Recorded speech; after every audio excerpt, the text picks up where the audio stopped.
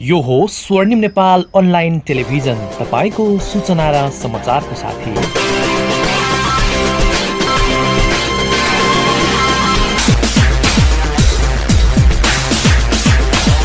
Please subscribe us for news and entertainment. नमस्कार। Novel corona virus कोभिड-19सँग सम्बन्धित औषधिको trial सुरु भएको छ। यसै सम्बन्धी रोचक तथा ताजा जानकारीको साथ हामी उपस्थित भएका छौँ। म ढिलो नगरिकन यहाँहरूलाई विषयवस्तुतर्फ नै लान चाहन्छु।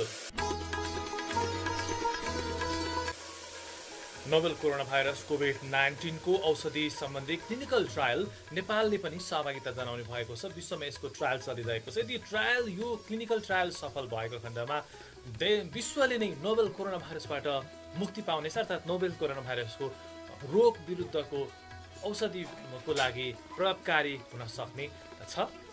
विश्व स्वास्थ्य संगठन WHO ले कोभिड-19 विरुद्ध गर्ने औषधि तथा खोपको 4वटा क्लिनिकल ट्रायलमा ऐक्यबद्धता जनाउन गरेको आह्वान सँगसँगै नेपालले पनि त्यसमा सहभागिता जनाउने भएको हो। अन्य रोग विरुद्ध प्रयोग भइरहेको औषधि कोभिड-19 मा प्रभावकारी हुने सम्भावना देखेर WHO ले विभिन्न देशलाई ट्रायल गर्न आह्वान गरेको हो र यो तेस्रो चरणको क्लिनिकल ट्रायल हो। 100 भन्दा बढी देशले ऐक्यबद्धता जनाएको उक्त क्लिनिकल ट्रायल अभियानमा नेपाल सरकारले पनि सहभागिता जनाउने निश्चित गरेको छ। नेपालबाट पनि कतिजना ट्रायलमा सहभागिता हुने भन्ने निर्धारण WHO ले गर्ने राष्ट्रिय जनस्वास्थ्य अनुसन्धान परिषदका सदस्य सचिव डाक्टर प्रदीप ग्वालीले जानकारी दिनुभएको छ। यो क्लिनिकल ट्रायलमा विश्वका 1000 मानिस सहभागी हुनेछन्। डाक्टर ग्यावालीका अनुसार WHO ले नेपालमा पनि यो औषधिको प्रभावकारिता परीक्षण गरिदिन परिषदसँग अनुरोध गरेको थियो र परिषदले विज्ञ टोली बनाएर यो एन्टिभाइरलको विषयमा अध्ययन गरी मन्त्रालयसँग परीक्षणको लागि अनुमति समेत मागेको थियो।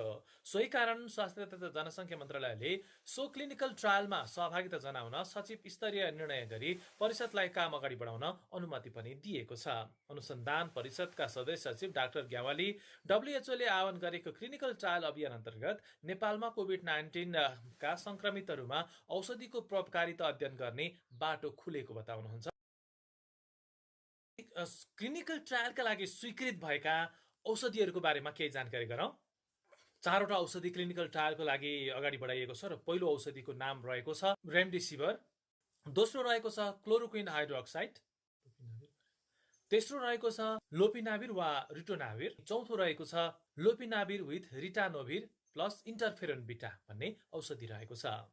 यी 4वटा औषधिले सफलता प्राप्त यदि गरेको खण्डमा भने दशमी नेपाल लगायत विश्वका अधिकांश मुलुकहरूले राहत पाउनेछन्। यसो भन्दै गर्दा विश्वले नै एक हिसाबको राहत पाउनेछ। हामीले त यही नै कामना गर्छौँ कि सबै औषधिको ट्रायल सफल होस्। अब हामी यो बारेमा केही चर्चा गरौँ।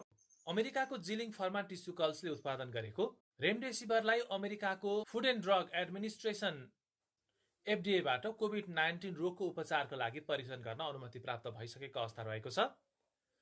कोभिड-19 संक्रमितको लागि पनि यो एन्टिभाइरल प्रभावकारी हुन सक्ने भन्दै FDA ले सो खोपलाई परीक्षणको लागि स्वीकृति दिइसकेको अवस्था रहेको छ। र त्यसैगरी अर्को छ फार्मास्युटिकल्स कम्पनी जिलिडले निकालेको विज्ञप्तिमा FDA ले स्वीकृति दिए सँगसँगै फार्मास्युटिकल्सले यो एन्टिभाइरल कोभिड-19 का बिरामीलाई प्रयोग गर्न अनुमति दिने उल्लेख गरिसकेको अवस्था रहेको छ।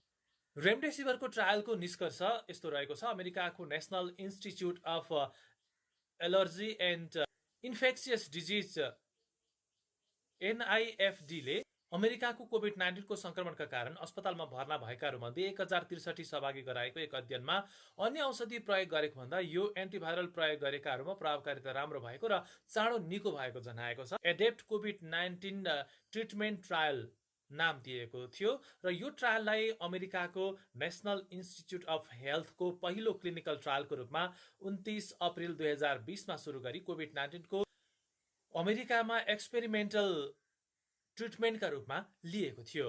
पहिलो एससिटिटी ट्रायलको रूपमा कोभिड-19 संक्रमित भएको ड्राडमन्ट प्रिन्सेस नामक पानी जहाजमा यात्रा गरेका क्वारेन्टाइनमा रहेकाहरूमा यो क्लिनिकल ट्रायल गरिएको थियो।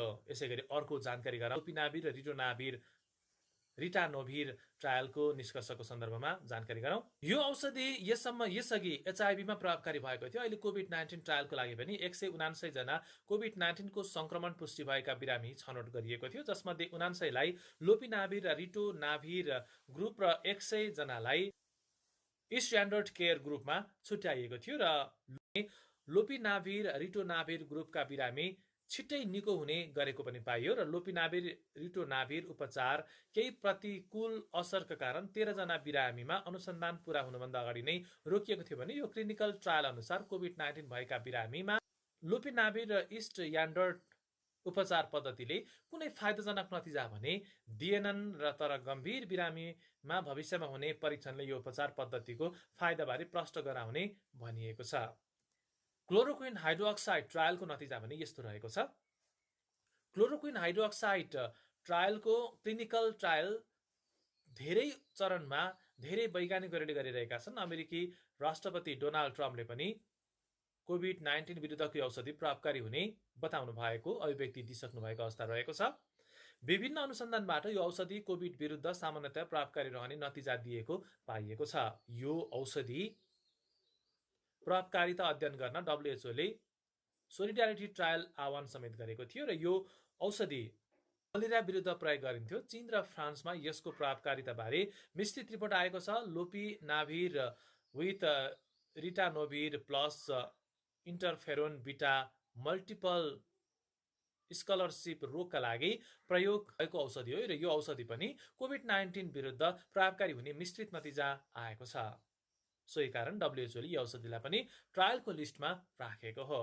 ट्रायलको क्रममा बिरामीको स्वास्थ्यमा गम्भीर असर परेमा वा मृत्यु भएमा कुन औषधि कति दिनलाई दिएको र आइसियु वा भेन्टिलेटरमा राखेको वा गम्भीर अवस्था आएको र मृत्युको कारणको बारेमा सूक्ष्म अध्ययन गरिनेछ र ट्रायलमा लिएको डाटा अध्ययनका लागि विज्ञहरूले छुट्टै टिम हुनेछ र विज्ञ टिमले सकारात्मक वा नकारात्मक दुवै रिजल्टको सूक्ष्म अध्ययन गरेर औषधिको प्रभावकारिताबारे अध्ययन गर्नेछ। के हो त क्लिनिकल ट्रायल? क्लिनिकल ट्रायललाई एक्सपेरिमेन्ट भनेका मेडिकल साइन्टिस्टहरूले यसलाई नै उत्कृष्ट अनुसन्धान मानेका छन्। क्लिनिकल ट्रायल नगरिकन कुनै पनि औषधि र भ्याक्सिन प्रमाणित हुँदैन। विश्वमा चर्चित स्वास्थ्य साइट वेबमेडका अनुसार क्लिनिकल ट्रायलहरू वैज्ञानिक अध्ययनहरू रहेका छन्। नेपालले पनि आफै औषधि भ्याक्सिन उत्पादन गर्न नसक्ने भएकोले भ्याक्सिनहरू नेपालको लागि प्रभावकारी हुन्छ कि हुँदैन भनेर अनुसन्धान गरेको परिषदका सदस्य सचिव डाक्टर ग्यावाली बताउनुहुन्छ। ग्यावालीका अनुसार तेस्रो फेजको क्लिनिकल ट्रायलमा जोखिम नहुने भन्ने हुँदैन, तर तेस्रो फेजमा आइपुग्दा धेरै सुरक्षाका अवस्थाहरू हेरेर आइसकेको हुन्छ र इपिडियोमोलोजी तथा रोग नियन्त्रण महाशाखाका पूर्व प्रमुख डाक्टर बाबुराम मरासिनी अन्य देशमा प्रभावकारी देखिएका औषधि नेपालमा पनि परीक्षण बिना प्रभावकारी हुन्छ भन्न नहुने बताउनुहुन्छ। त्यसैले हाम्रो लागि प्रभावकारी हुन्छ हुँदैन भनेर जाँच हाम्रैमा परीक्षण हुनुपर्दछ। उहाँ भन्नुहुन्छ तेस्रो चरणमा पुगिसकेको एन्टिभाइरल सुरक्षाको हिसाबले धेरै एडभान्स भइसकेको हुने हुँदा त्यसको प्रभावकारिता भने क्लिनिकल ट्रायल नगरी भन्न नसकिने बताउनुहुन्छ। परिषदका सदस्य सचिव डाक्टर ग्यावालीका अनुसार नेपालमा क्लिनिकल ट्रायल गर्नको लागि स्वास्थ्य अनुसन्धान परिषद, औषधि व्यवस्था विभाग र सम्बन्धित अस्पतालहरूसँग स्वीकृति लिन्छ र परीक्षण गर्नअघि परीक्षणमा सहभागी मानिसहरूलाई जानकारी गरेर स्वीकृति लिन्छ र परीक्षणको सबै निर्देशिका हुन्छ र परीक्षणमा सहभागीहरूको बिमा पनि गरिन्छ र परीक्षणको काम केही खतरा देखियो भने उपचार तथा क्षतिपूर्तिको व्यवस्था निर्देशिकामै हुन्छ र परीक्षणमा सहभागीहरूलाई केही रियाक्सन देखिएमा अनुसन्धान टिमले जिन्दगीभरि भरण पोषण समेत गर्नुपर्ने हुन्छ। यसरी नेपालमा पनि यो परीक्षणको क्रमलाई अगाडि बढाइँदैछ। यदि यो क्लिनिकल ट्रायल सफल भएको खण्डमा विश्वले नै राहत महसुस गर्नेछ। नेपालमा के कस्ता नतिजा आउँछ भन्ने बारेमा पनि पछि हामी चर्चा गर्दै जानेछौँ। अहिलेको लागि हामीलाई हेरिदिनु भयो, तपाईँलाई धेरै धेरै धन्यवाद। नमस्कार।